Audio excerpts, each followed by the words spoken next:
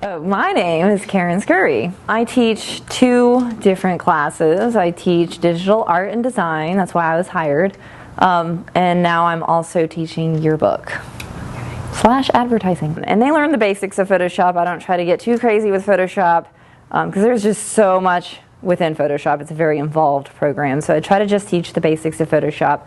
Because what I really want them to start to get exposed to is Illustrator, and we're still working on getting InDesign into my program.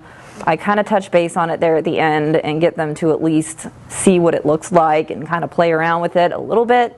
But Illustrator is kind of my main purpose and goal with my kids in digital art, is to get them to understand especially the difference between Photoshop and Illustrator and what one program is better for than others. So some people in my classes are like, there's this huge debate about the two and which one's better, and there's not one that's better than the other. There's just different purposes for each. So I try to really get them to understand that. Level 1 is kind of like this exposure to a whole bunch of new things that you've never seen or heard before. Some people have a little bit of experience with Photoshop and Illustrator coming in, but usually you get students who've never even seen a Mac before.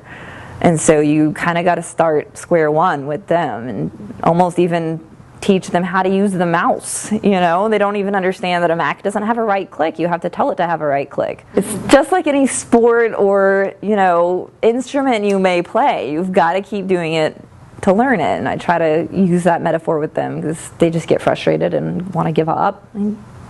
What do you think, you know, a professional drummer or guitarist or football player, do they just give up when they can't reach their goals? No, they keep getting in there and trying to practice it until they figure it out.